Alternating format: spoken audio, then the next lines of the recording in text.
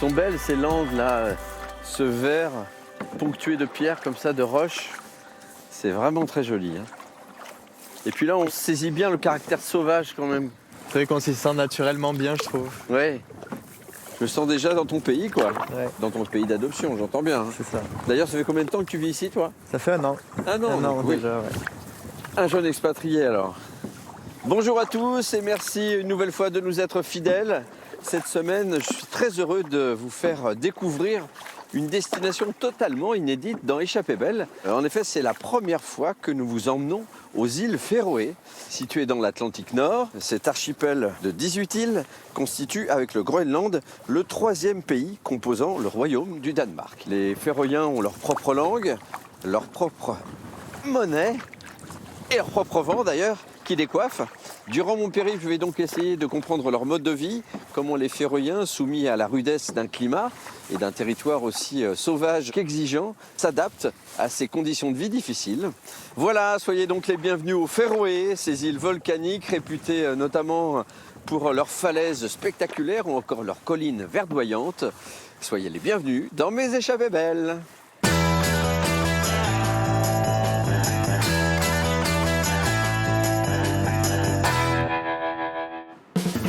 C'est un archipel mystérieux. Tout ce que tu vois ici, chaque bout de mur, chaque morceau de barrière, chaque brin d'herbe cultivé, tout vient de quelqu'un de ma famille, qui progressivement se révèle.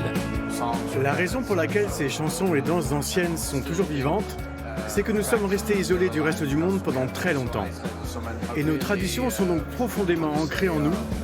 Des paysages à couper le souffle. Tu as un joli terrain de jeu quand même. Hein. Et une nature intacte. On va essayer de voir quelques macareux ici. Le but, c'est d'attraper le bouton. Pour Jérôme Pitorin, un voyage inédit.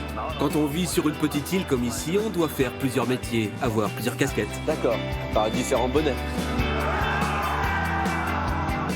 Ici, aux îles Féroé, on a du poisson, des oiseaux, de la baleine et de la viande de mouton fermentée. Et un véritable coup de foudre. Ce vin, je le fais ici, à Storadimoun, avec du navet. Je tire le jus, je le vinifie, et j'en suis très content. La raison pour laquelle les langoustines des Féroé sont très bonnes, c'est que la température de l'eau ici est très stable toute l'année. On sent que c'est fermenté. On passe un cap là. On va aller voir un oiseau un peu particulier. Un oiseau chanteur. Mais pas au sens biologique. C'est beaucoup d'énigmes avec toi. Hein. Tu es très mystérieux. Right?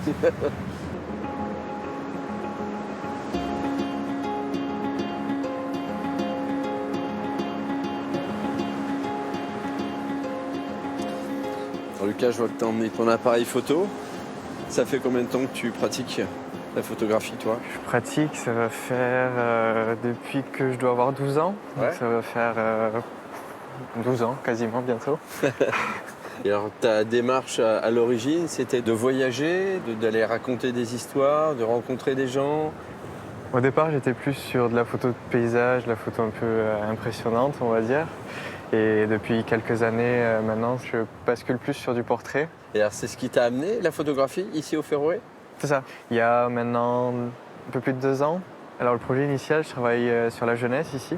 Donc c'était l'hiver, c'est plus de tempêtes, de la neige, etc. Donc on a des paysages qui changent complètement.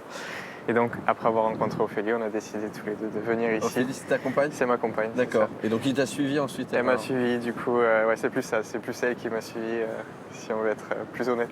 C'est elle qui m'a suivi. D'accord. Elle ne le regrette pas? Non, du tout. Bon, ça va.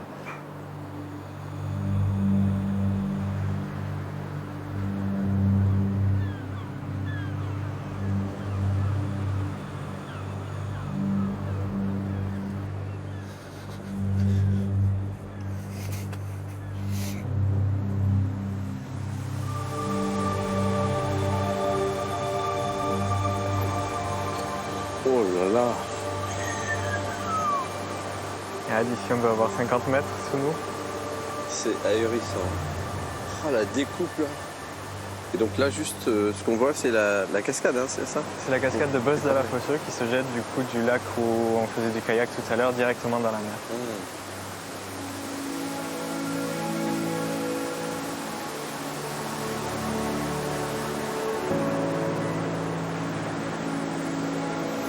Tu vois Lucas, c'est pour ce genre de paysage-là que j'ai envie de venir aux Féroé.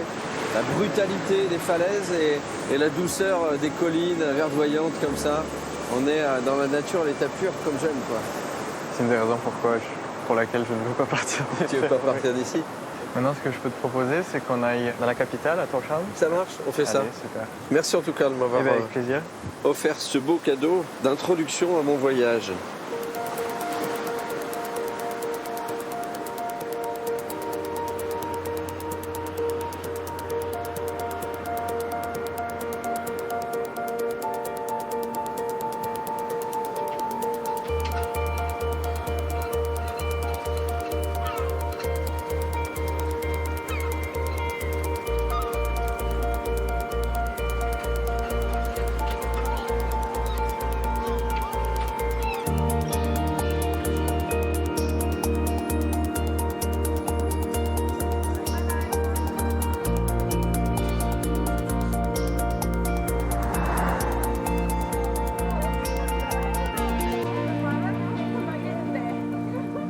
Donc là, on est dans Tórshavn, on dit? C'est ça, Tórshavn. Donc ouais. la capitale des îles Féroé. On considère les Féroé comme un pays à part entière? C'est un territoire autonome rattaché au Danemark toujours, mais les Féroé ont toujours cet attachement à dire on est un pays à part entière. Ok. Et donc là, par exemple, on passe devant le Parlement des Féroé. Là en face, Du c'est coup, nous. voilà le bâtiment D'accord. blanc. Et donc c'est ici que toutes les décisions sont prises au niveau politique. Ok. Est-ce qu'il y a combien d'habitants ici, sur les 18 îles au total? Alors du coup, au total, il y a 52 000 habitants. Ouais, Et dont, on va dire, un peu plus de 30 000 au niveau de Tórshavn et de la banlieue. d'accord. Oula. Qu'est-ce donc? Donc là, c'est les Nivers, c'est comme les compagnons du devoir en France, mais version danois. Là, ils font une parade parce que ce week-end, c'est le congrès annuel, du coup. Donc ils ont choisi les Féroé cette année pour leur congrès.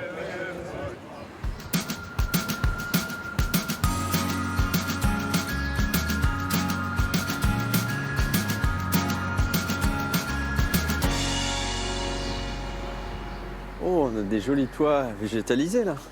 Oui, c'est la spécialité de l'habitat traditionnel des Féroé. C'est-à-dire que c'est des toits en herbe, donc ça date de l'époque des Vikings. Il y a eu plusieurs raisons à ça. En premier, c'est le manque de matériaux, le manque de bois. Donc pour économiser, ils ont choisi cette solution qui est très efficace, même au niveau de l'isolation et de l'étanchéité. Du coup, c'est des toits dont les gens ne prennent pas spécialement soin, puisque si l'herbe elle pousse un peu comme elle veut. Et... C'est un jardin de toit, quoi. Exactement. Ouais.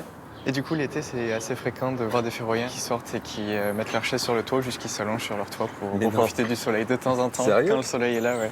Ça C'est peut arriver. acrobatique. Ça peut arriver. Ah, je ouais. serais curieux de voir ça. Voilà. Ah, on va peut-être aller l'aider, Ouais. jeune homme. Un petit coup de main?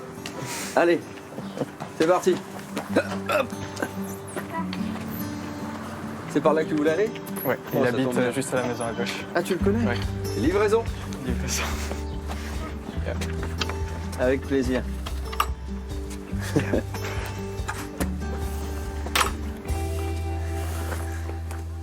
J'aime bien les couleurs sombres qui viennent trancher avec le vif du vert, du rouge. Donc ça, c'est l'habitat traditionnel, ces petites maisons finalement. C'est ça, c'est l'habitat relativement, traditionnel. Salut. Discret. Ah, hey. C'est prof de cinéma au lycée de Glacier. D'accord, Voilà. donc tu la connais? Ouais. Je connais. Hello, Bonjour, Lucas. Tina. Bonjour. Oui, On vous interrompt en fait. Nice to meet you. Enchanté. Comment ça va? Bien. Bon appétit, comme on dit en France. All right, see you. Bye. La ville est une petite ville en fait, C'est ça, parce c'est que une j'ai l'impression petite ville. que ça fait pas très longtemps que tu es là et Ouais, tout Vous le avez déjà, monde se connaît. C'est vrai que vu qu'on a l'habitude de venir ici, on est là tous les jours quasiment, Ouais. donc on voit toujours un peu les mêmes personnes.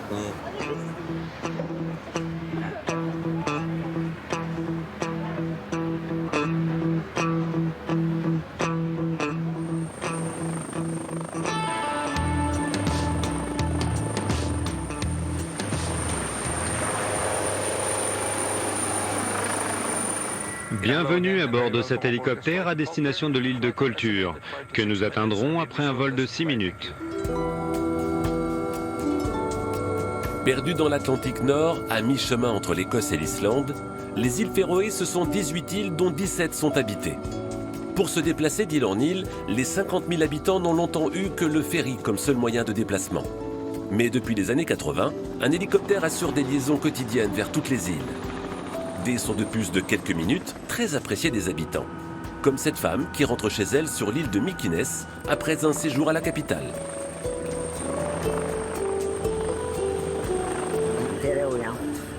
Quand je travaillais, je prenais souvent l'hélicoptère. Aujourd'hui, je suis retraitée, mais je le prends toujours, surtout pour aller voir mes enfants et petits-enfants à Sorvagur. J'y vais de temps à autre. En hiver, nous n'avons que l'hélicoptère et parfois, il ne peut pas voler. Mais ça n'arrive pas souvent. Et puis l'été, je prends aussi le bateau.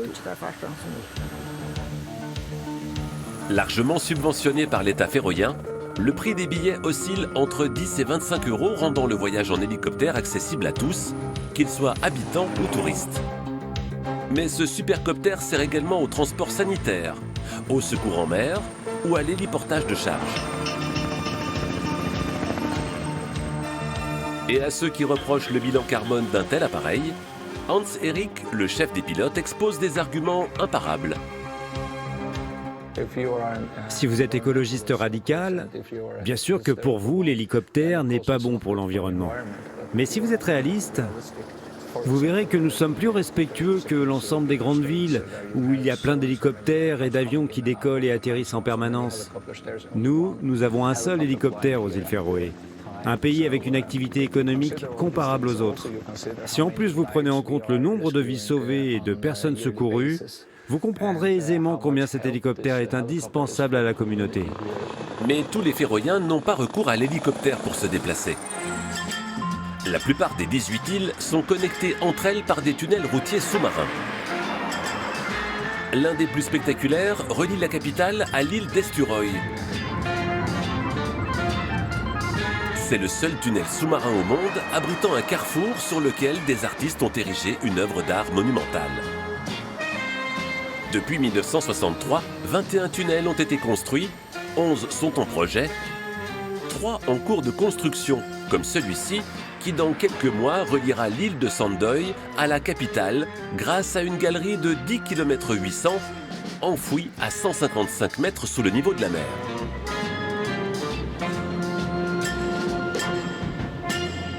On a fait 500 mètres depuis l'entrée et maintenant on entre sous la mer. Christian dirige les équipes d'ouvriers qui, depuis août 2019, construisent ce tunnel.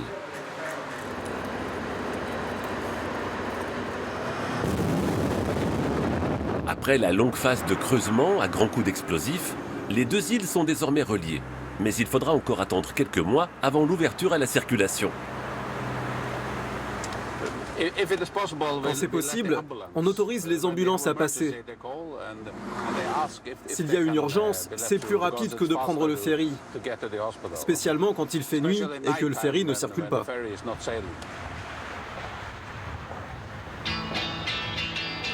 En attendant l'ouverture officielle, à la surface, le ferry continue d'assurer la liaison entre les îles. Même si Oleg, son capitaine, sait qu'il vit les derniers instants de cette ligne régulière qui aura transporté travailleurs et étudiants pendant des décennies.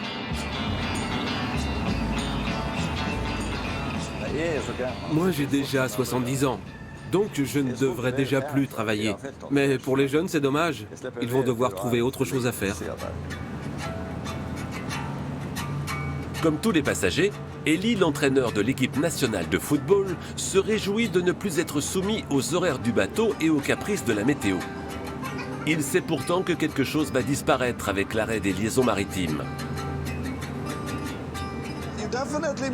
Il y a quelque chose qu'il ne faut pas oublier, c'est que le ferry est aussi une part de notre vie sociale.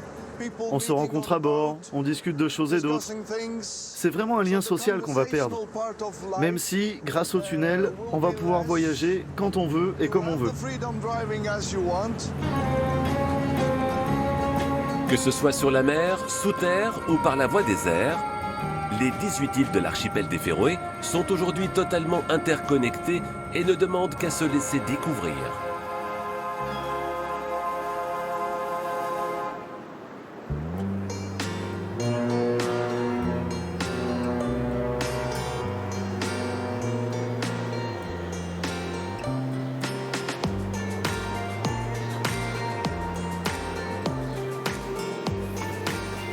Alors maintenant, Jérôme, je t'amène rencontrer Ophélie, qui travaille juste ici.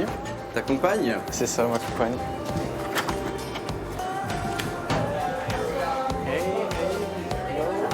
Hello. Hey hey. Hey, hey. Sympa. Du coup, Ophélie, elle est là. Du coup, je te présente. Enchanté, Jérôme. Ophélie. Bonjour. Salut. Content de te rencontrer. Pareil pour moi. Vous pouvez vous installer ici. Ouais. Et je vous ai préparé quelque chose. Ok, ouais, très bien. Sympa cette table bateau là. Oui, t'as vu ça. Dis donc, c'est chouette, hein. Il est très sympa ce lieu. On se croirait à la maison un peu. J'ai l'impression d'être reçu chez des gens, tu sais. C'est ça, ici au Ferouet, les restaurants sont apparus il y a une trentaine d'années environ. Ah bon? Donc les gens en fait se recevaient chez eux avant. Et donc c'est pour ça qu'il y a toujours cette atmosphère un peu de comme à la maison. D'accord, très bien. Ça vient de là. Ah, voilà les victuailles. Ouh là là là. Qu'est-ce donc tout ça? Alors là, on a du Ça poisson ressemble à du séché. poisson. Ouais. Ensuite, ici, on a de la viande fermentée de mouton. Celle-ci est fermentée depuis 1 an et celle-ci depuis 2 ou 3 mois. Ok. Je commence à sentir l'odeur moi déjà qui arrive. Oh oui, c'est intéressant. C'est un repas, c'est même pas un encas là. Alors ici, c'est le poisson fermenté depuis à peu près 1 mois et demi. Oh, c'est bien, je pense, pour commencer, hein, un poisson fermenté de je sais pas combien de semaines.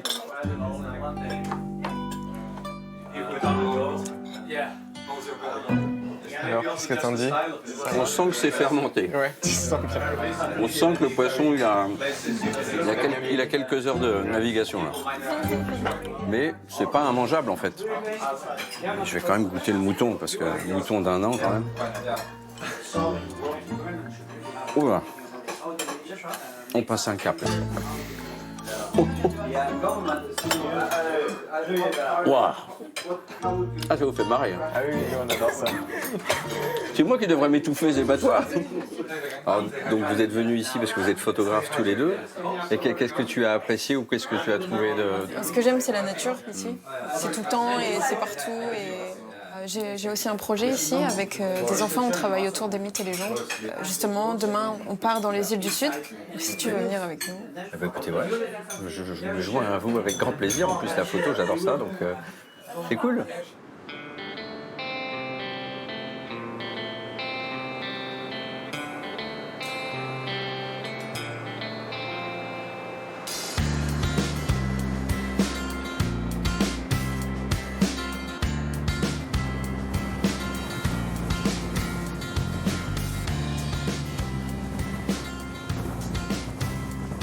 Bon, comment tu te sens? T'es toujours, j'imagine, un petit peu fébrile, stressée, ouais. au début, ouais. Ouais, parce qu'on sait jamais trop ce qui nous attend au niveau du vent, etc. La météo, ouais. Et là, en plus, on va faire les photos dans une grande grotte. Waouh! Les enfants sont là sur le bateau? C'est ça, ils sont en train de s'amuser à côté de la cafétéria. Ok. Donc, on va les rejoindre? Tu me les présentes? C'est parti.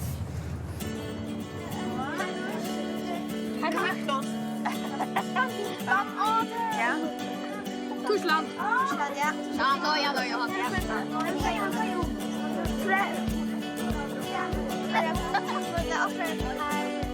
Hey, Anna Maria. Hey. Anna Maria, la maîtresse. D'accord. Et Martin. Martine.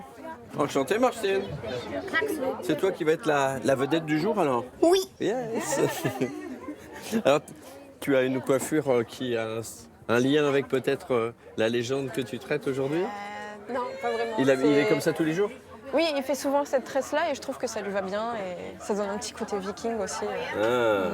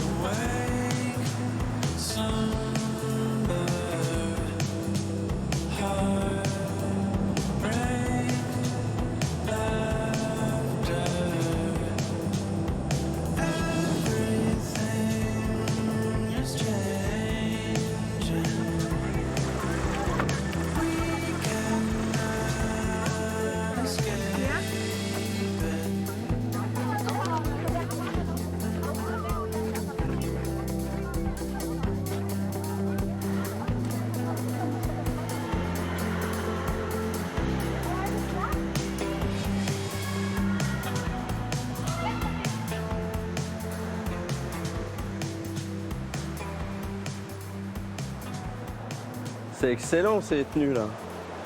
Mais là, il n'y a pas plus naturel que... Pas difficile à que trouver, ça. hein, Non, ça va. la laine de mouton ici, je pense. Ça va. L'un des avantages de ce truc, c'est que ça tient chaud. Now you're warm, yeah. Ouais. Par contre, ça sent le mouton. Mais je crois que c'est normal. Ça pue. Ils sont top ces costumes, tu les as trouvés où? Du coup, il y a la plupart que j'ai cousus. Ah, tu les as fait? Ouais. Ah, Ils les ont dessinés et ensuite, moi, je suis exécutrice. d'accord. Voilà. J'ai dessiné un costume et un masque. Mais ça, c'est bien. Alors que ça, cette laine, C'est de la torture. ça sent comme... Je sais pas. Donc, je suis très contente de ma tenue et d'avoir échappé à ça.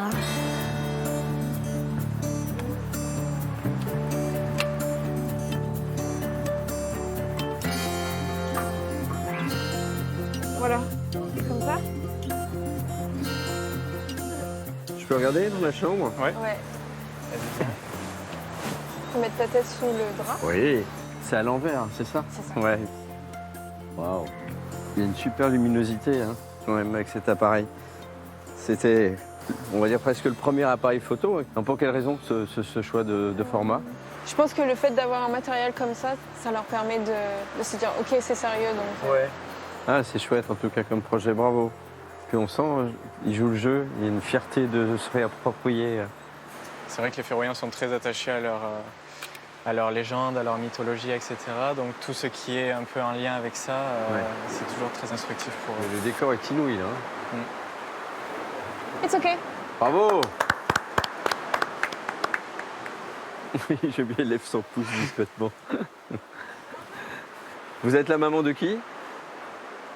Je suis la maman de Martine. D'accord, ok.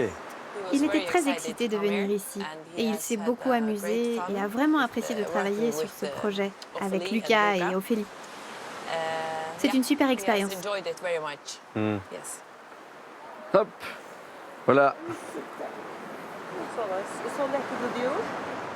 Bah, je suis déçu, moi je pensais que tu allais rester habillée comme ça toute ta vie maintenant. Non, trop froid. Est-ce que tu voudrais venir à mon entraînement de foot demain? Ah ouais? Tu veux jouer dans les buts? Moi je vais tirer les pénaltys. Ok? Alors on fait ça, ça marche. Je passerai te voir, promis.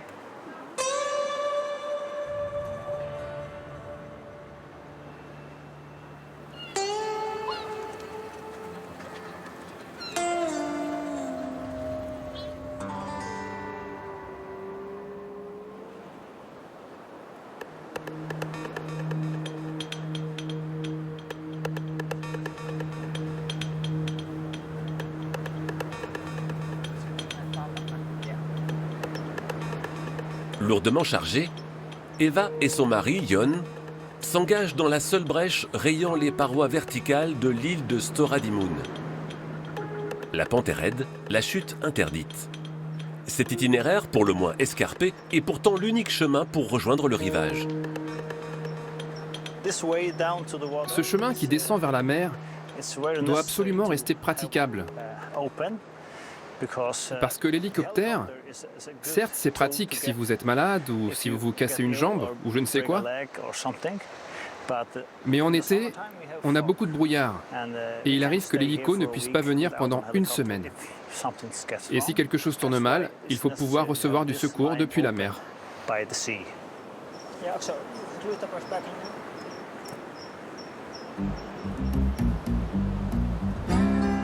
Storadimoun, une forteresse naturelle de 2,6 km², cernée de toutes parts de hautes falaises, battue par les tempêtes de l'Atlantique Nord.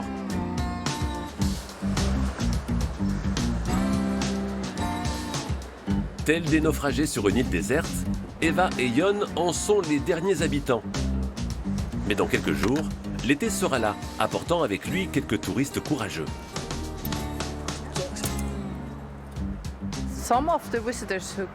Il y a des visiteurs, quand ils arrivent, ils sont un peu surpris de la difficulté pour grimper. Et parfois, certains restent en bas. Mais quand on ose se lancer, c'est une jolie balade. Et pour inciter les visiteurs à monter plus haut, chaque année, Jon et Eva doivent refaire les échelles emportées par la mer. Voilà, c'est fait. Ce n'est pas très beau, mais ce sera suffisant pour aider les gens à grimper. Il y a 3 ans, un gros rocher est tombé et a tout cassé. Avant, on pouvait monter facilement. Désormais, on doit tout réinstaller tous les ans. Ça casse tout le temps à cause des tempêtes.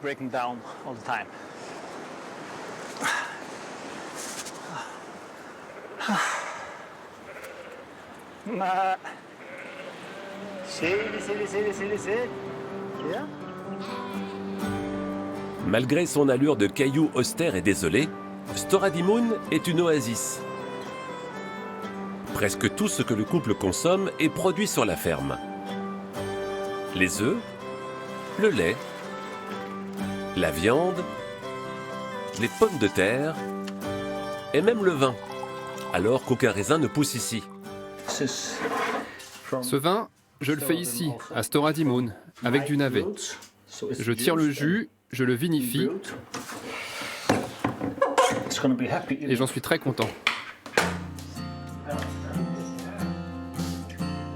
L'oncle d'Eva, qui a lui-même grandi ici, est venu passer quelques jours à Storadimoun. Il faut dire que la famille est installée sur ce caillou depuis 1807. Eva est la 8e génération. Après en être partie pour ses études, elle a décidé de revenir sur la terre de ses ancêtres. Pour revenir m'installer à Storadimoun, il fallait que je trouve un partenaire qui soit tenté par cette aventure.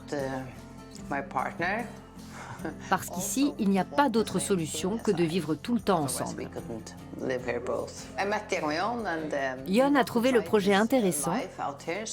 Il a voulu essayer cette vie. Et 20 ans plus tard, on est toujours là.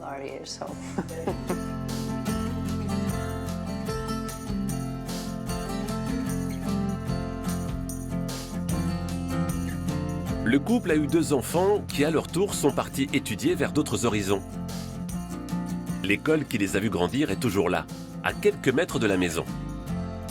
Une classe parfaitement équipée, où un instituteur venait chaque semaine en hélicoptère.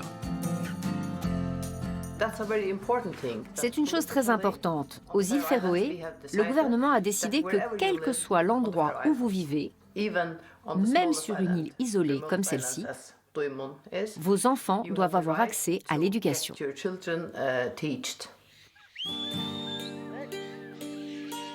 Sur Storadimoun, l'activité principale est centrée autour du troupeau de 500 brebis et leurs petits.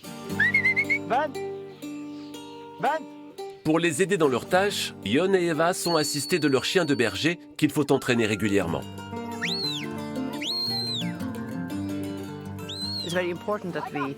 C'est très important de faire travailler le troupeau et les chiens, car dans 3 semaines, on doit tous les ramener pour tondre les brebis, marquer les agneaux et les soigner.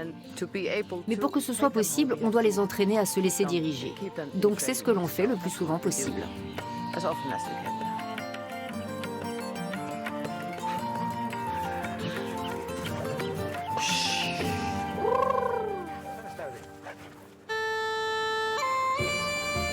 Tel un donjon suspendu entre ciel et mer, Storadimoun impose son rythme. Les saisons, les tempêtes et les longues journées d'été accompagnent la vie de ces châtelains qui savent mieux que personne qu'ici, rien ne sert de courir ou plus dur sera la chute.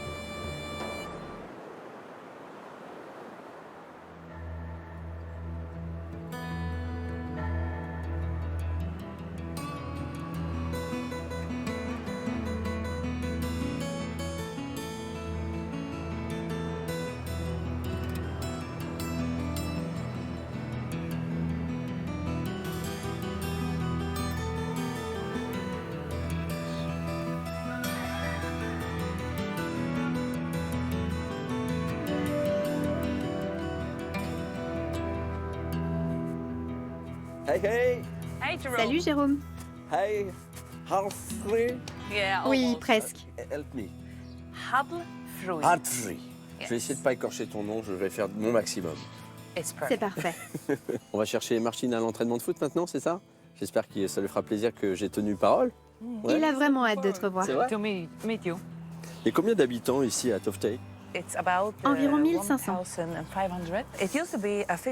Auparavant, c'était un village de pêcheurs.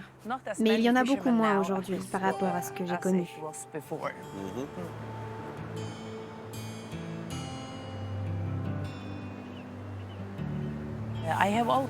Je vis à Toftir depuis que je suis toute petite.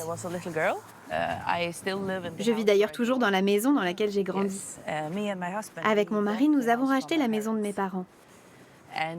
Et ma maman vit maintenant dans un appartement au rez-de-chaussée. Et alors ton mari, lui, il travaille ici sur le village aussi? Il navigue, il est pêcheur. Ok. C'est son travail, mais aussi sa passion. Quand il ne travaille pas, il sort pêcher avec son propre bateau. Il va pêcher aussi. Jérôme, il faut que je m'arrête dans cette boutique pour acheter quelque chose. Pas de souci, on va faire des petites courses. Il y a plein de choses ici. C'est le seul magasin de Toftir où on peut faire ses courses. D'accord. Et la plupart des produits sont importés. Alors qu'est-ce que tu achètes? Du pain. Du pain des îles Féroé. D'accord.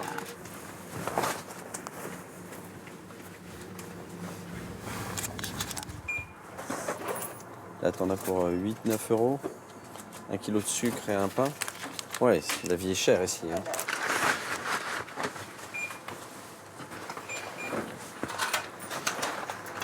Alors là, moi, j'ai payé avec des couronnes danoises et on m'a rendu des couronnes féroïennes. C'est la même valeur alors. On peut utiliser indifféremment la monnaie danoise ou féroïenne aux îles Féroé. Mais au Danemark, on ne peut pas payer en couronne féroïenne. D'accord. Ok. Et il n'y a que des pièces danoises. D'accord, très bien. Bye bye. Bye. Bye. Thank you. C'est l'église du village qu'on voit là? Oui, c'est notre église. La forme est originale en tout cas. Hein? Oui, c'est spécial. Vous êtes chrétien ici, hein? Oui, nous sommes chrétiens, majoritairement protestants. Je suis membre de cette église d'ailleurs. Et si tu regardes ici, tu vois qu'il y a une statue. C'est un mémorial. Autrefois, beaucoup d'hommes périssaient en mer, et la religion a toujours eu un rôle primordial pour ceux qui étaient endeuillés à terre. C'est très important.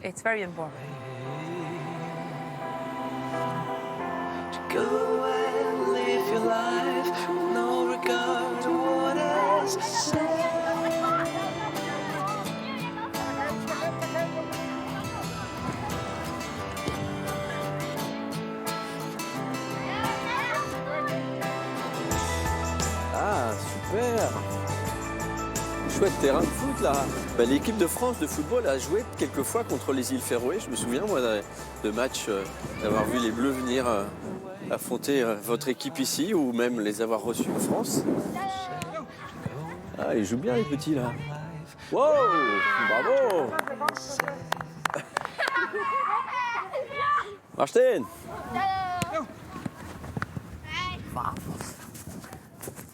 Wow! Allez Martine! Je crois que tous les enfants de Toftir jouent au football à un moment ou à un autre. Et sur toutes les îles Féroé en général. Oh, bien joué! Et tu as joué en club aussi, comme lui? Dans le même club, oui. Génial! Hey champion! Ça va bien? Tu joues bien, dis donc. T'es super dans les buts, hein? Tu veux essayer de me marquer un but? Ouais, un penalty? Allez. Allez, Martine. Je tire toujours au même endroit. Hein. Ouais, bien joué. Ouais, oh! On change. Allez, concentré, hein. Wow. Tire fort, dis donc. Hein. Wow. Oh là là. Ah, j'ai rien pu faire. Hop, hop, hop. Hop, hop, hop.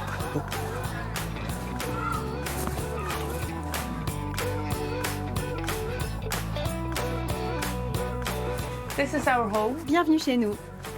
Yes. C'est une grande maison, dis donc, que vous avez là. Yeah. Come inside. Oui, entre. Oula. Oh, oh, oh. Ah, il est molosse, là. Hey. Là, tu as Messi et l'autre, c'est Gloria. Messi comme le joueur de foot. Oui, oui, mais j'avais reconnu, ils ont le même jeu de jambes. Hein. On a pris du sucre et du pain. Belle vue, n'est-ce pas? Oui, c'est ça. C'est le moins qu'on puisse dire.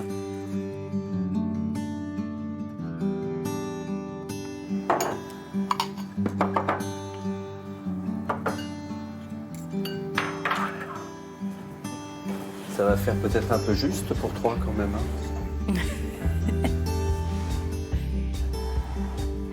Bon appétit. Comment on dit en féroïen bon appétit d'ailleurs? Velgagnest. Enfin qu'on retourne faire un foot. Hein. Parce que là il est calorique quand même. Merci beaucoup d'être venu. Merci à vous.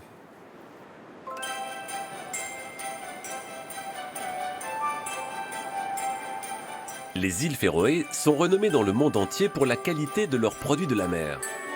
Notamment le saumon, qui est aujourd'hui la première manne financière du pays devant la pêche traditionnelle. Chaque jour, Christian Christiansen parcourt les fjords à la recherche d'une autre richesse réputée, la langoustine.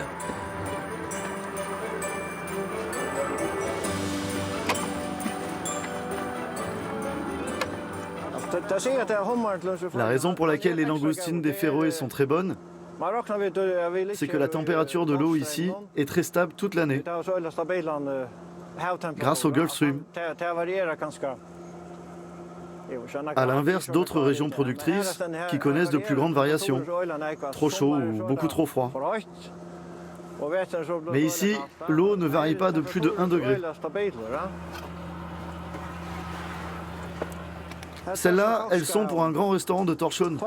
Ils prennent toujours les grandes. Ils ne veulent que les grandes. Sûrement pour impressionner leurs clients.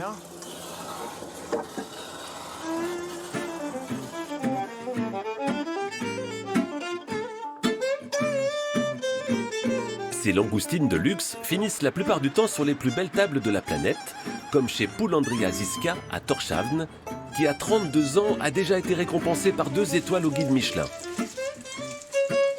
Sa cuisine associe les meilleurs produits féroïens avec des saveurs venues d'ailleurs.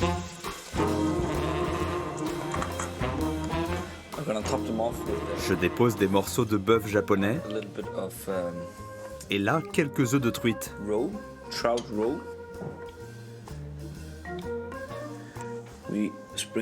Un peu de ciboulette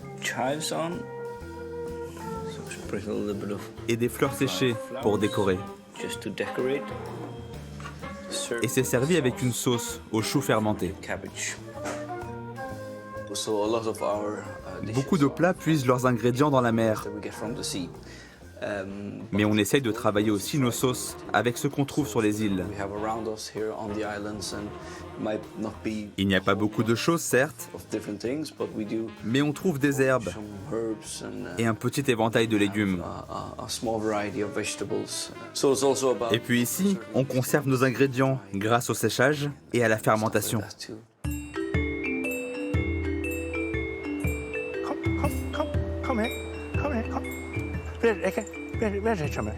Chaque jour ou presque, Ollie prend le temps de rendre une visite à ses petits protégés. Dans cette cabane en bord de mer aux parois ajourées pour laisser passer le vent du large, ces gigots vont non pas sécher, mais fermenter pendant au moins 6 mois.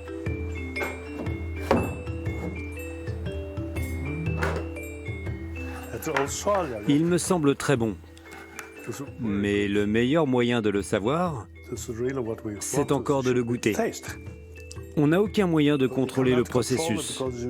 C'est l'œuvre de la nature. Quand on abat les agneaux, début octobre, la température doit être entre 8 et 10 degrés. Et la fermentation peut commencer. S'il fait plus froid, il va juste sécher. Ici, aux îles Féroé, on a du poisson, des oiseaux, de la baleine et de la viande de mouton fermentée. Aujourd'hui, Ollie et son épouse, Anna, reçoivent quelques amis à déjeuner. Au menu, exclusivement des plats 100% féroïens. On passe à table, les enfants? Anna, tu veux bien t'asseoir ici? Martha, tu te mets là et moi, je me mets au bout de table.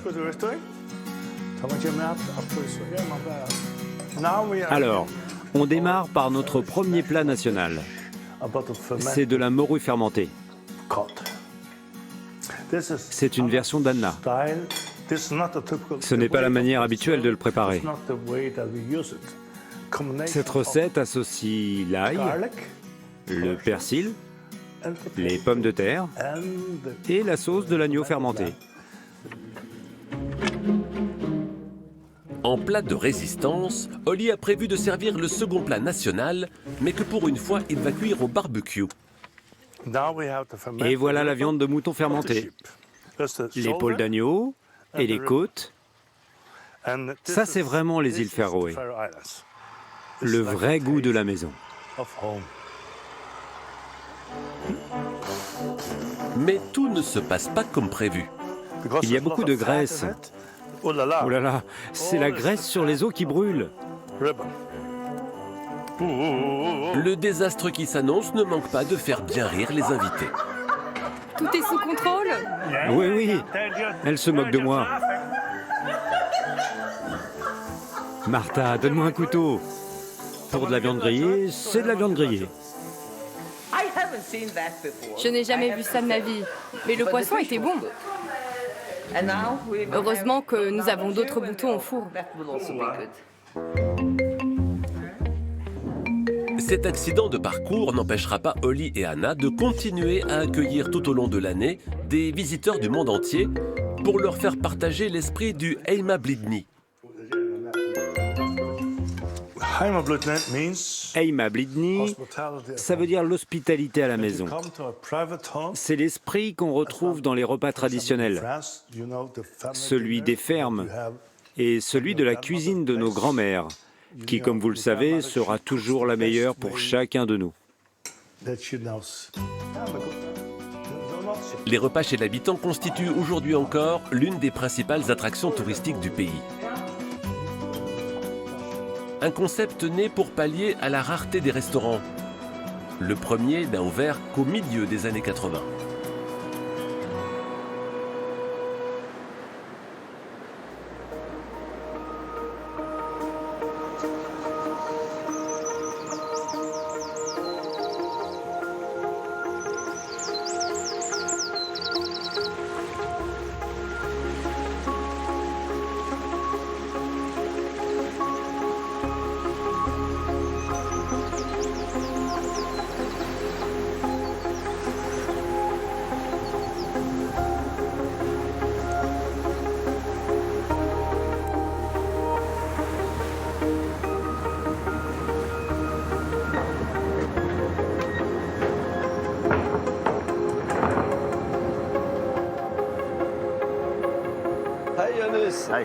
Bienvenue à Kalsoy. Merci, ça va bien? Content d'être là? Je suis très heureux d'être sur l'île de James Bond, entre autres, hein, mais ton île à toi surtout. Laisse-moi une seconde, je récupère quelque chose sur le ferry.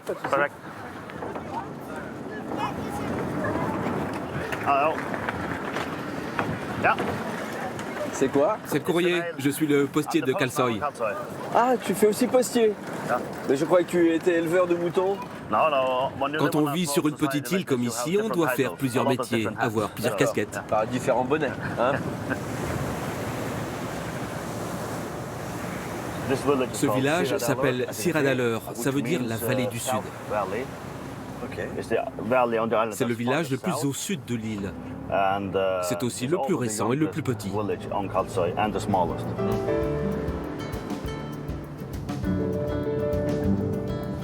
Je m'arrête ici, la Maison Rouge. Hey, hey! C'est un nouveau facteur, hein. Je suis en stage. Votre courrier. Bonne journée. Have a good day. Hop là.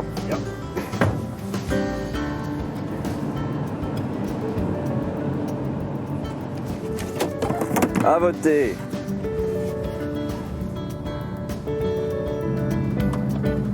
Sans doute l'une des plus belles tournées de facteurs, en tout cas d'un point de vue des décors que tu traverses au monde. On va traverser un premier tunnel, il n'y a qu'une voie. Il y a une aire de stationnement à gauche pour que les voitures puissent se croiser. Mais toi, tu es prioritaire. On se croirait dans un jeu vidéo presque.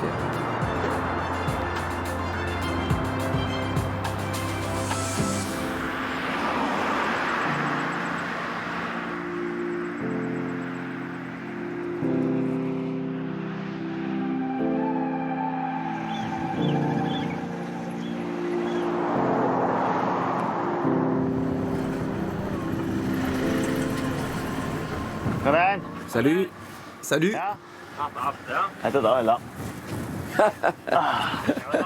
Hey, hey. Et vous avez une vue qui est pas désagréable en fait. Non, c'est une belle vue, j'adore. La meilleure au monde. Ah, je pense que oui. Hein. Quelle chance. Bonne journée. Donc c'est ton village. Trollens. Trotlanes. Bah oui, évidemment, je ne sais pas l'anglaise. Jérôme, bienvenue dans mon royaume. Ton royaume? Tu es le roi alors de quel seuil? Quand on a tourné le dernier James Bond, les Anglais de l'équipe avaient beaucoup de mal à dire mon prénom. Donc ils ont commencé à m'appeler le roi de Kalsoy. Et ce surnom est resté. C'est même comme ça que j'apparais dans le générique du film. C'est écrit le roi de Kalsoy. Et tu as travaillé donc sur le tournage? Oui, j'étais guide pour l'équipe de tournage du premier au dernier jour. On va partir pour une petite randonnée vers le phare de l'île. C'est vraiment très beau et j'ai quelque chose à te montrer sur le chemin. Ok. Mais d'abord, je vais devoir attraper une brebis pour voir si elle porte un agneau. Tu veux m'aider? Bien sûr. Ok, ça marche.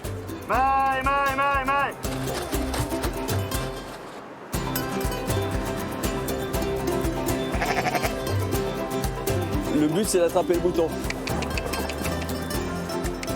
Non? Non, tu l'attrapes par la laine, tu la tires et tu la tiens bien. Mec, je vais faire comme si de rien n'était, tu sais. C'est impossible. Faut vraiment être très très discret. Hein.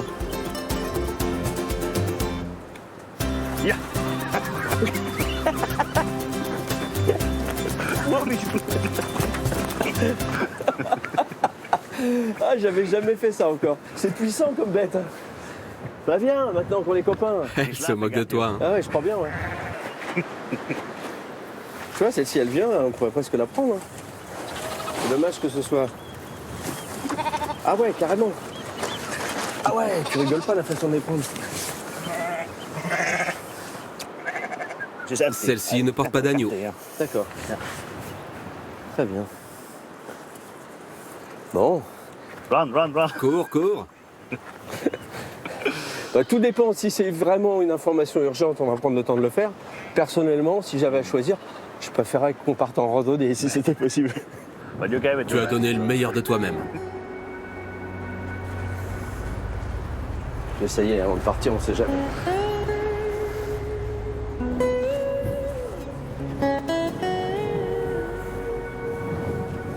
C'est sublime ce petit village, la posée.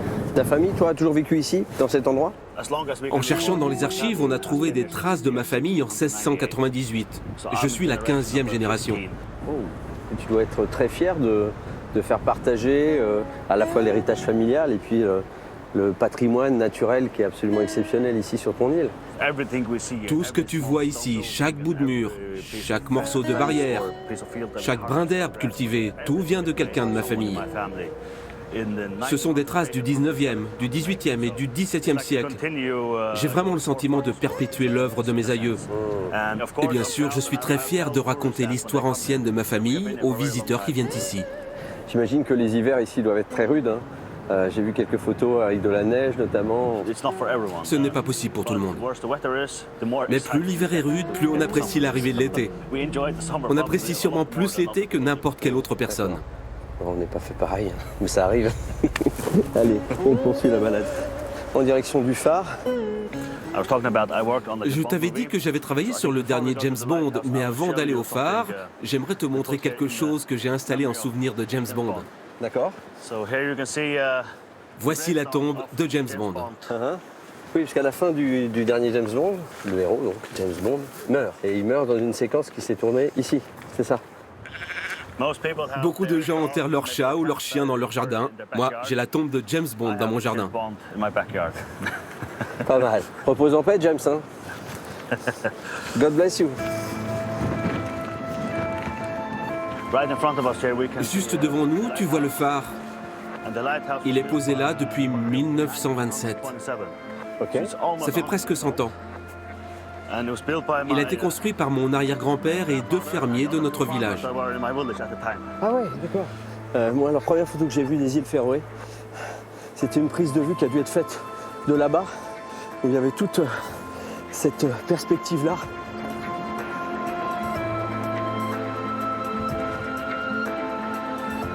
c'est cette photo-là, tu vois.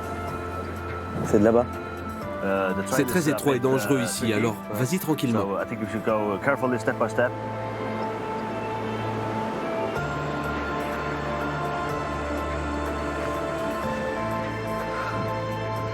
Ça y est. C'est juste complètement dingue. Tu réalises ton rêve? C'est fabuleux. Merci pour ce moment magnifique d'avoir emmené ici.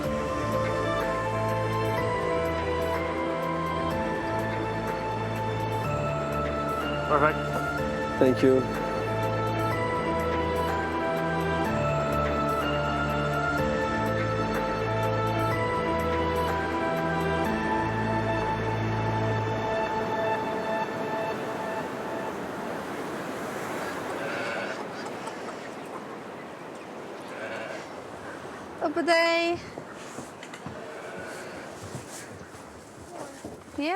Viens, on va aller voir Eddie.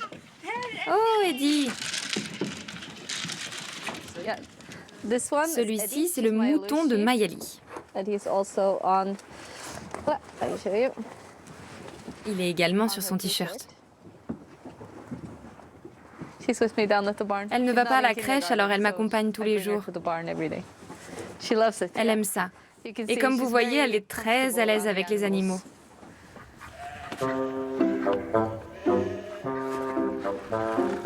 Du haut de ses 2 ans, Mayali est déjà une petite fermière accomplie. Du matin au soir, la fillette imite sa maman, l'une des rares éleveuses de moutons des îles Féroé. Jusqu'en 1989, il y avait une loi ici qui stipulait que seul le fils aîné d'une famille pouvait être fermier. Donc pas de fille. Moi, je ne voulais être rien d'autre que fermière.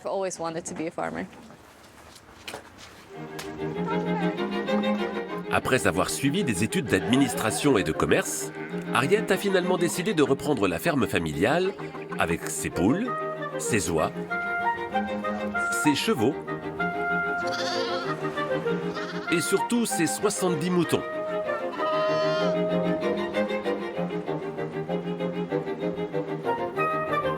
Mais Harriet ne fait pas qu'élever ses moutons. Elle est aussi photographe portraitiste de moutons. Et son modèle préféré, c'est Elias, un vieux bélier très cabotin. Elias, il est jaloux. Il veut aussi être sur la photo. Je le prends en photo depuis qu'il est bébé. Il a l'habitude. Sa mère l'a rejeté quand il est né. Comme j'ai pris soin de lui, il me considère comme sa maman.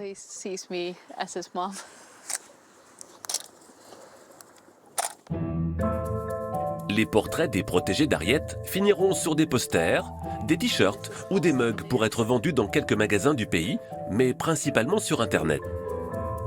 Elias et ses petits amis ont même plein d'admirateurs sur les réseaux sociaux.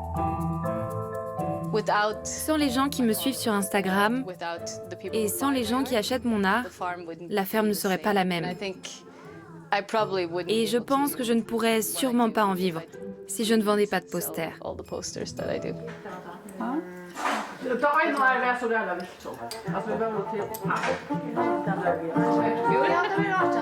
Les posters d'Harriet sont présents dans beaucoup de maisons féroïennes. Comme chez Gudrun, qui ce jour-là reçoit les membres du club de tricot de son quartier. C'est l'une des activités préférées des femmes de ce pays.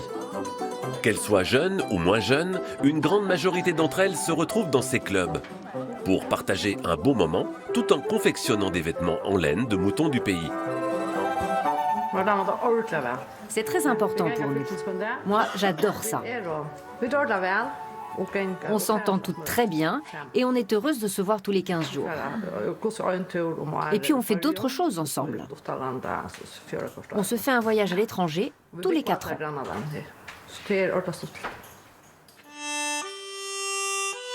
Dans ce pays au climat si rude, la laine a été pendant des siècles l'unique moyen de se vêtir. Les femmes apprenaient donc à tricoter dès leur plus jeune âge. Et aujourd'hui encore, les petites filles l'apprennent à l'école. J'ai appris avec ma mère, ma grand-mère, et puis à l'école. Je pense que c'est toujours bien vivant. C'est devenu tendance aujourd'hui. En tout cas, plus qu'il y a 20 ans. Mesdames, je vous propose de passer à table. Chaque réunion du club se termine invariablement autour d'un repas.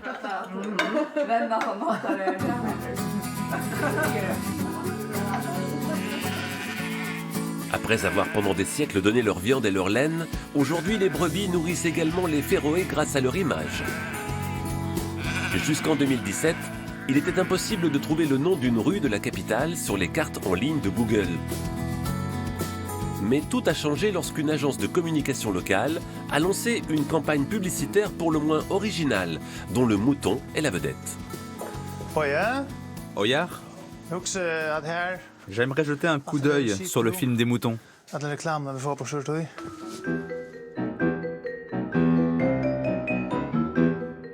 L'idée visait à installer sur le dos d'un mouton une caméra à 360 degrés et un téléphone portable alimenté par un panneau solaire et qui prendrait des photos consultables sur Internet. Le succès a été tel auprès des internautes et des médias du monde entier que le leader mondial de la cartographie numérique a fini par se déplacer au Féroé.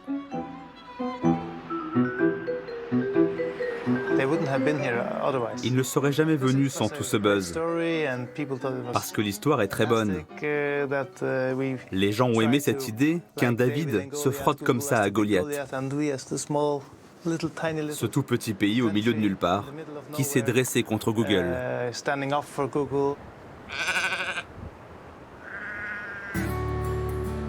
Au Féroé, les moutons sont partout. On en dénombre 70 000 pour 50 000 habitants. Ce n'est sûrement pas pour rien que île Féroé signifie île des moutons en vieux norrois.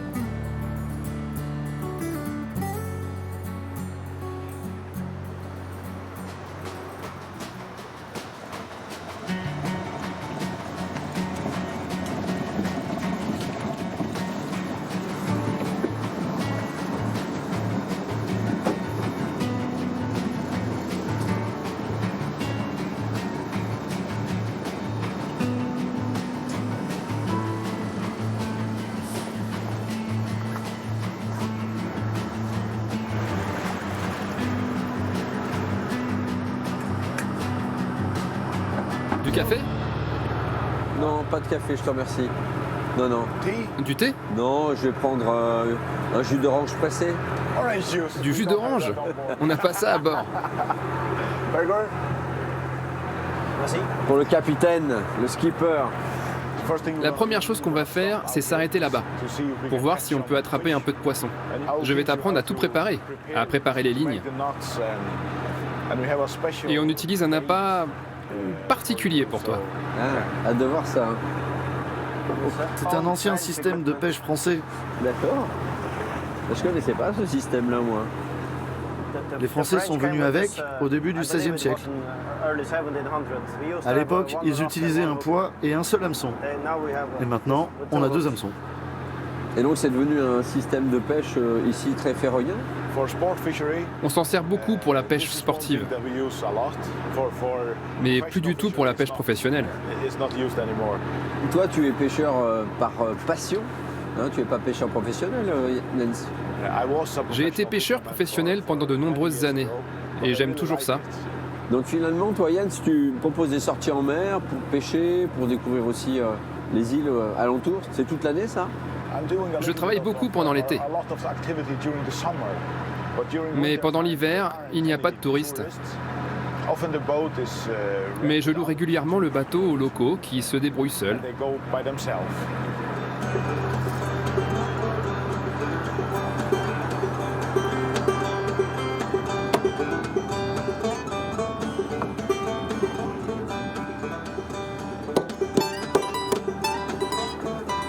Comme ça vous va? Super. Super? C'est ce qu'on appelle du bon bulot? Oui, oui. On fait du bon bulot.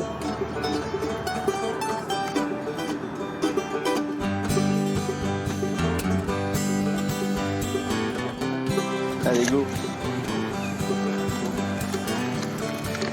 Quelle est la profondeur? Entre 30 et 40 mètres. Ah. C'est bon, puis tu fais... C'est à la fois une séance de pêche et en même temps une séance de musculation aussi en fait. Oui, c'est le fitness du pêcheur. Autrefois, c'était la seule méthode pour remplir un bateau de poissons. Je ne vais pas dire, j'ai l'impression qu'il y a quelque chose quand même les amis là. Hein. Je pense qu'on est sur du barracuda là, hein. Au minimum. Hein. La tension que je sens, je pense que c'est juste le balancier qui résiste. Ah oui, là c'est ce qu'on appelle un grand succès. Hein. Deux énormes... Deux bulots? Exactement.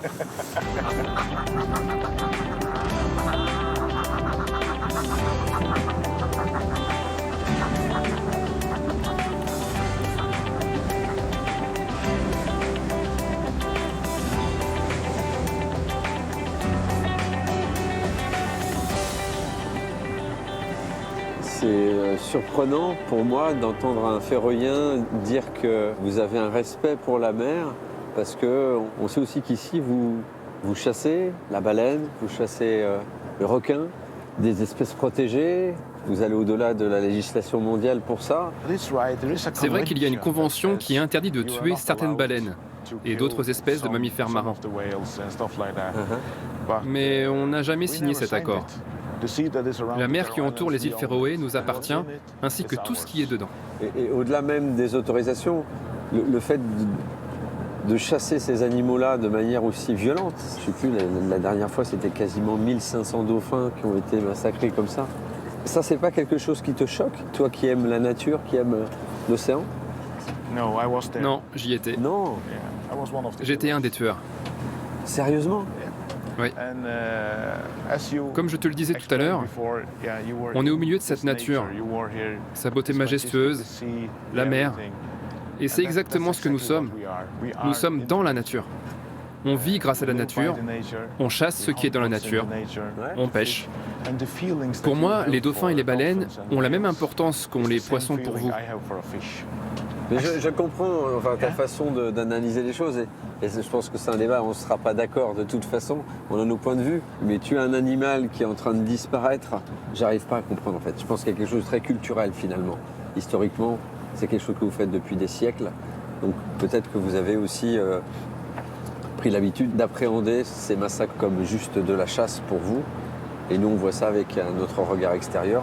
Et on y voit énormément de violence. Je suis tout à fait d'accord avec toi. Ce n'est pas beau, c'est pas beau. C'est violent. C'est très brutal. Comme tu le dis, j'ai grandi avec. Mes fils ont grandi avec. Et j'ai un de mes fils qui dit qu'on devrait arrêter ça. C'est très bien. Tu as le droit d'avoir cette opinion sur ce sujet. Donc tu vois, même autour de notre table, nous avons des désaccords. On en parle et on se dispute à propos de ça. Mais on fait ça depuis plus de 1000 ans. Donc oui, ça fait aussi partie de notre culture.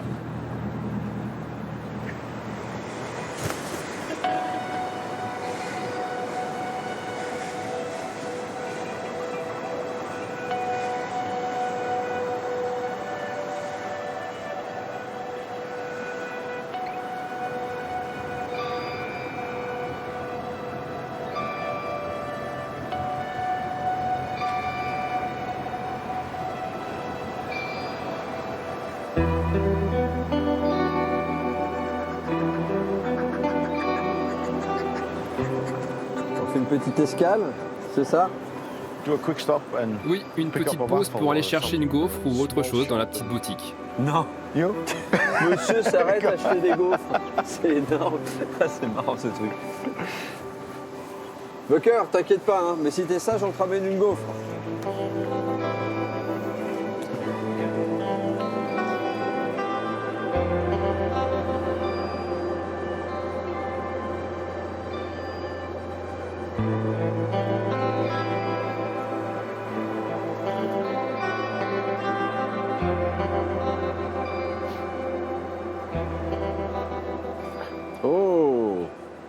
Service à domicile. Oui, une gaufre de Jake. Merci beaucoup. Alors qu'est-ce qu'on a? C'est une petite confiture de quoi ça? C'est de la confiture de rhubarbe avec quelques herbes et un peu de crème. Et en dehors de faire des sorties comme ça en mer avec du public, tu as une autre activité à côté? Oui, je suis instituteur. Oh. C'est mon travail principal en dehors de l'été. Ok. Et tu as toujours fait ce métier-là auparavant alors? Non, j'ai commencé ma formation à 35 ans. Oh. Et je suis devenu enseignant après 4 ans d'études. J'étais un peu âgé, donc quand j'ai commencé, j'avais presque 40 ans. C'est courageux de ta part d'apprendre des études comme ça. Tu aimes bien naviguer dans les différents métiers aussi.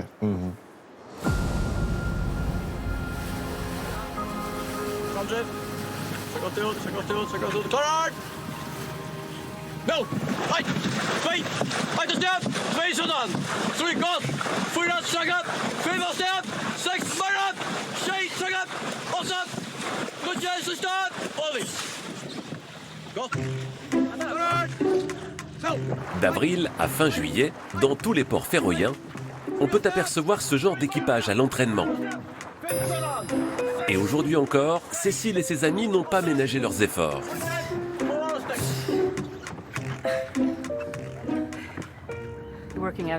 On travaille dur et parfois je me demande pourquoi je me suis mise à ce sport. Parce que c'est très violent. Mais c'est quand même cool. Elles sont fortes. Elles ont un bon coup de rame et elles sont sérieuses à l'entraînement. Elles ont bien progressé depuis le début. Elles sont prêtes pour après-demain. Cécile et ses amis sont des pratiquantes de Caprour, le sport national féroïen. Dans 2 jours, la saison des compétitions va commencer et les filles sont impatientes de se confronter aux autres équipages féminins du pays. C'est la première fois qu'on rame tout ensemble.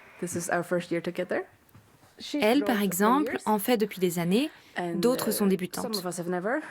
La course ne dure que 5 minutes, mais on est quand même un peu stressée et impatiente. On ne sait pas comment ça va se passer. Après 5 mois d'entraînement intense, la saison des compétitions peut enfin débuter. Là, on part pour Klaksvik, pour la course de demain.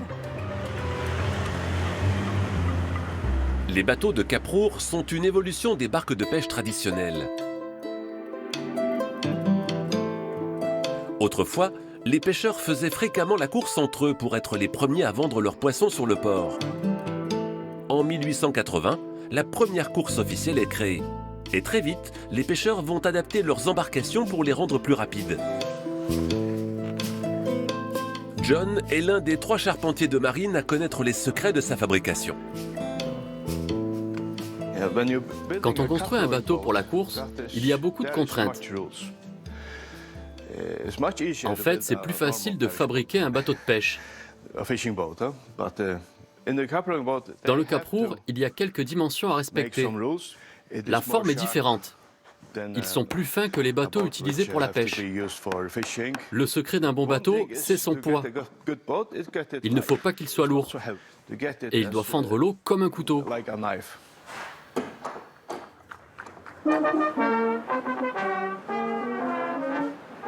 Klaksvik, la 2e ville du pays, capitale de la pêche, est en fête.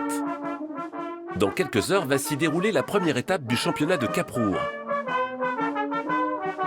Quelques-uns des bateaux fabriqués par John sont engagés dans la course et attirent l'attention de cet homme. C'est toi qui l'as fait? Eh oui. Davor Winter œuvre pour que cette embarcation soit classée au patrimoine mondial par l'UNESCO.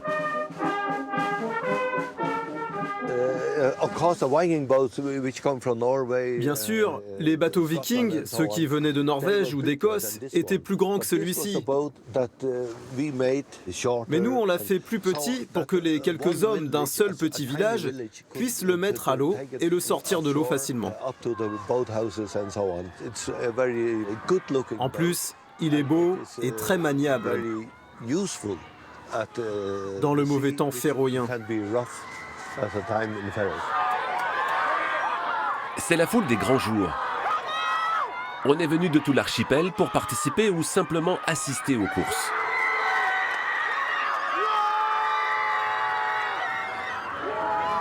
Cécile et son équipe sont elles aussi dans les starting blocks. On a bien dormi, on est super motivés et pas encore trop nerveuses. Dans 1 heure, ce sera autre chose. La mer est mauvaise, mais on devrait y arriver.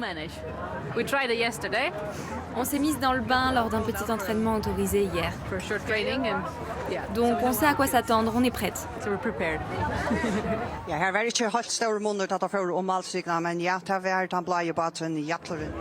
Les courses s'enchaînent devant les caméras de la télévision nationale. Après avoir elle-même ramé pendant des années, Sølvi Christiansen est depuis 15 ans commentatrice de Kaprour pour la radio nationale. La radio féroïenne a commencé à émettre en 1957 et à retransmettre les courses de rame, presque aussitôt. Donc c'est une très vieille tradition. Et je pense que tout le monde ici sait que durant 7 samedis chaque été, nos antennes sont consacrées à la rame. C'est l'heure pour Cécile et son équipe d'entrer en piste. La mer est agitée et les 1000 mètres à parcourir éprouvent durement les organismes.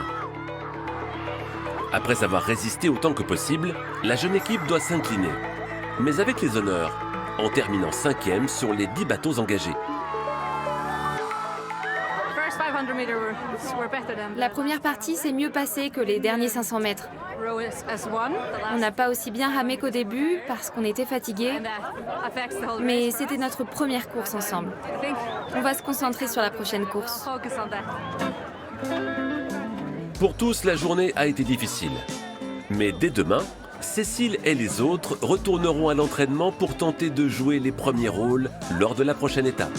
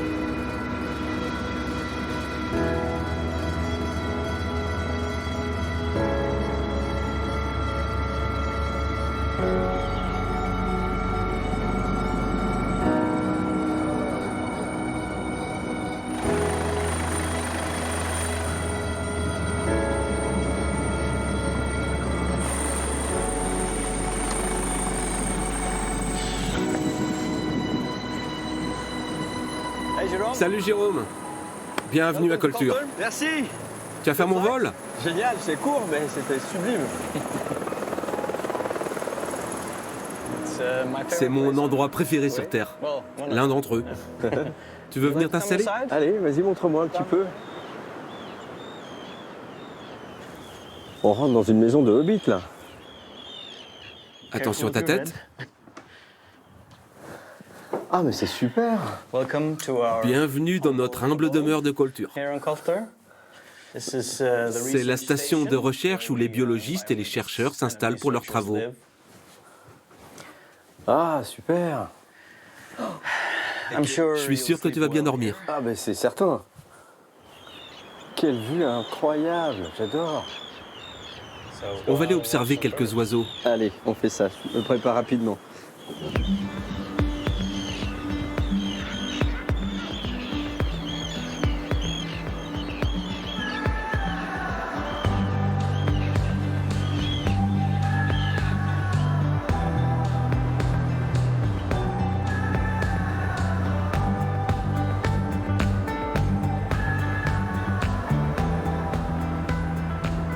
C'est quoi cet oiseau?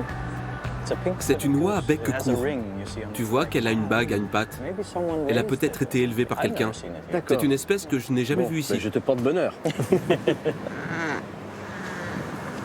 Alors, cette maison-là, il y a des gens qui habitent sur cette île? Oui, le gardien de l'île habite ici à l'année, avec son épouse. Ils sont responsables de l'île pour le musée. L'île est en fait un musée. Ils en sont les administrateurs.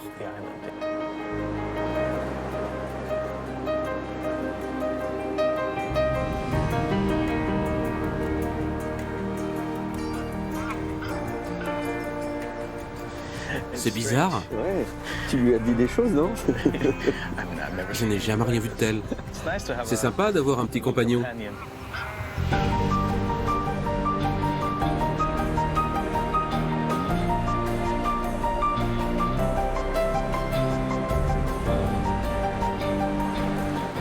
C'est comme incroyable, regarde. On est presque arrivé en haut, là. Loa nous suit toujours.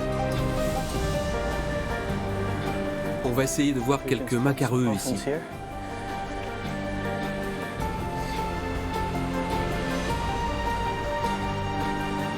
Tu vois ces trous dans l'herbe? Ouais. Ce sont les galeries que creusent les macareux.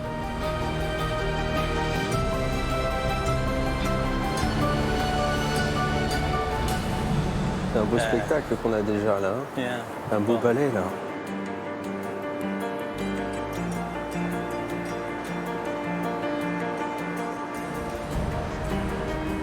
Tu as un joli terrain de jeu quand même. Hein.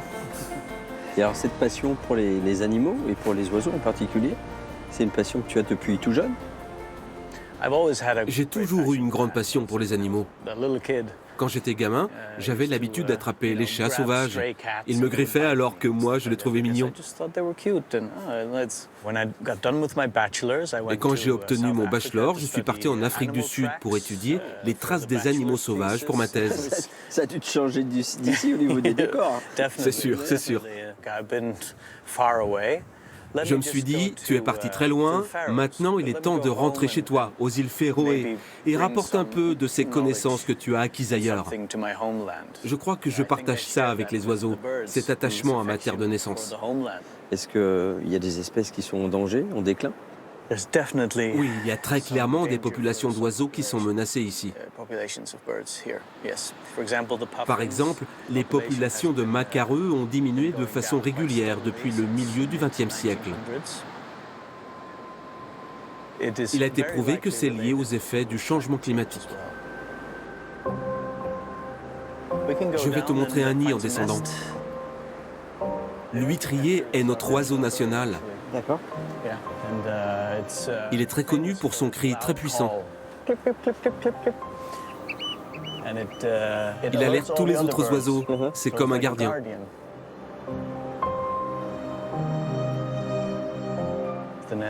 Voici un nid juste ici, très bien placé.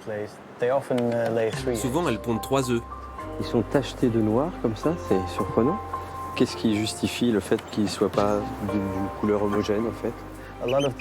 Beaucoup de ces oiseaux qui nichent dans l'herbe ou les rochers pondent des œufs qui ne sont pas unicolores, donc moins visibles. On va accrocher la caméra par ici. Un peu par là peut-être, ouais. Je reviendrai demain pour vérifier le cadrage de la caméra.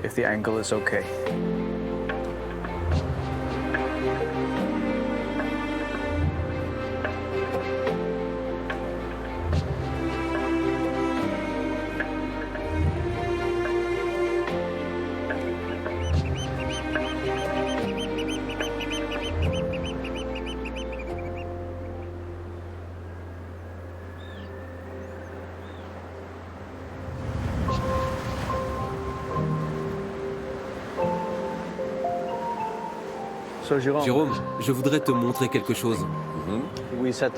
On a installé une caméra à côté d'un nid hier et j'avais déjà fait ça l'année dernière. Ah oui, il est en train de sortir de sa coquille là. C'est extraordinaire comme image. On voit bien qu'il est bancal, pas très sûr sur ses appuis. Ah oui, c'est trop chou. Oula, oui. Il est un peu hésitant. Il faut trouver ses appuis. C'est assez dingue.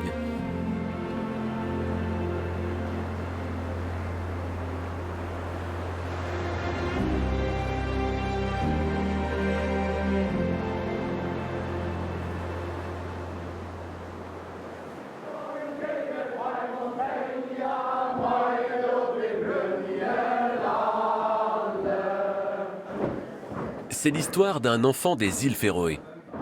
Un jeune homme profondément attaché à tout ce que ce pays compte de tradition, a commencé par les danses et les chants vieux de plusieurs siècles transmises de génération en génération par voie orale.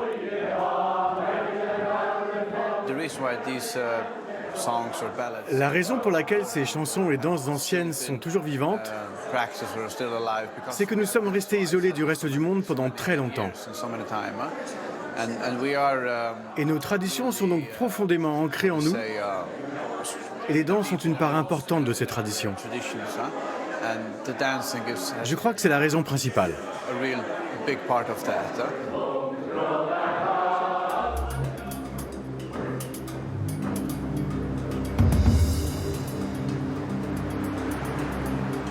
Torik est marin-pêcheur, et lorsqu'il revient de 2 mois de pêche dans les mers arctiques, il s'adonne à toutes sortes d'activités sportives, jamais bien éloignées de l'eau.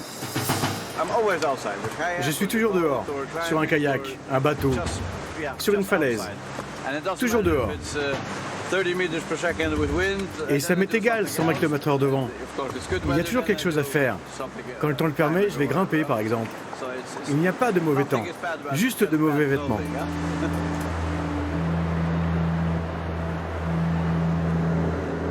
Parmi les autres activités chères à Torik, il en est une typiquement féroïenne. C'est l'île de Karlsruhe. C'est la plus grande des îles du Nord. Et là, on va tout en haut de l'île pour essayer de trouver des œufs de fulmar.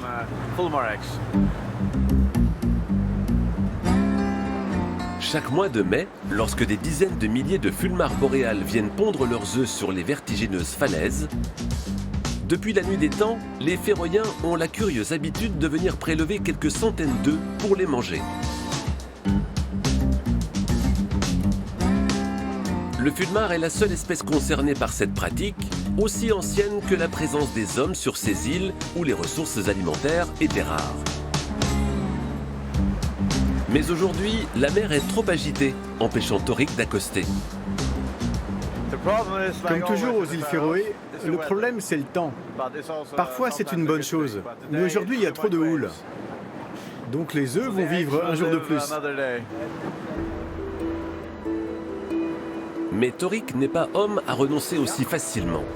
Il jette son dévolu sur une grotte suspendue où il espère bien trouver quelques nids à visiter. Oui, il y a des oiseaux ici, juste 2 ou 3. Ce n'est pas facile pour les rejoindre.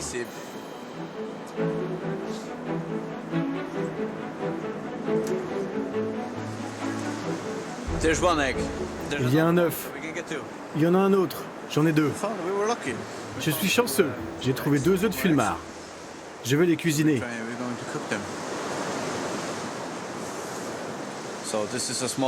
On peut voir une petite zone d'ombre. C'est comme ça que doit être l'œuf pour pouvoir le manger. Si on attendait plus longtemps, l'embryon commencerait à se développer et on ne pourrait plus le manger. Je l'aurais remis dans le nid.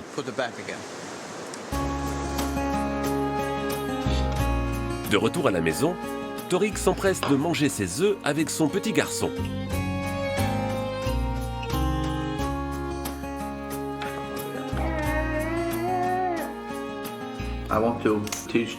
Je voudrais lui apprendre à se débrouiller par lui-même,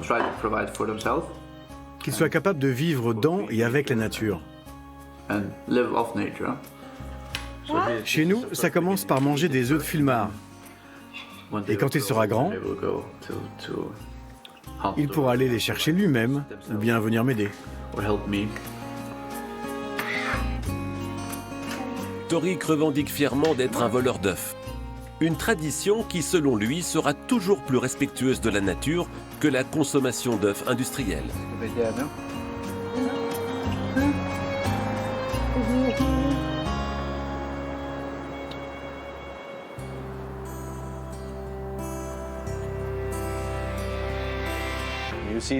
Tu vois ce super voilier juste là? Ah, on va prendre un de ces bateaux-là? Oui, le bleu. Il va nous emmener jusqu'à la grotte, où les oiseaux chantent. Ah ouais, super. Hey, hey, Bienvenue. Hop. Il y a du monde en plus, on n'est pas les seuls à aller voir les oiseaux là.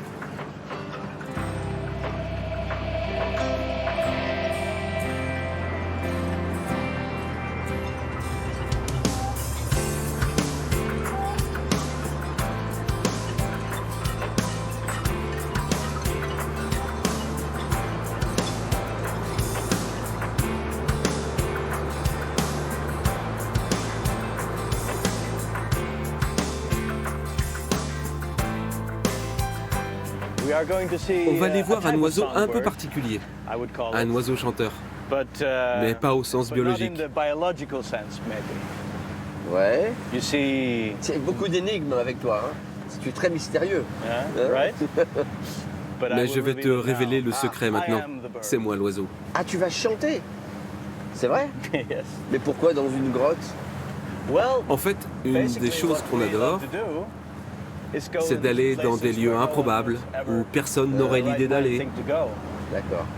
Mais aussi dans une grotte, il y a une atmosphère particulière. Il fait un peu sombre. Il y a des halos de lumière qui viennent de l'extérieur. On a des sensations un peu mystiques à l'intérieur. Puis il y a une acoustique aussi. Oui, l'acoustique est spéciale. D'accord. Donc tu as fait combien de temps que tu es chanteur? Je chante depuis environ 15 ans. Je fais partie d'un groupe, nous sommes 6 en tout. Mais aujourd'hui, nous ne serons que 2. Et alors, explique-moi quel type de musique c'est? On fait du heavy metal. Oh. Du doom metal plus précisément. Très lent, mélancolique, triste et sombre. Qui reflète peut-être pas la météo d'aujourd'hui, mais la météo qu'on trouve en général dans les îles Féroé. Et où il faut que tu affrontes les éléments, que tu survives dans les conditions et lieux inhospitaliers. C'est de tout ça dont on s'inspire pour notre musique.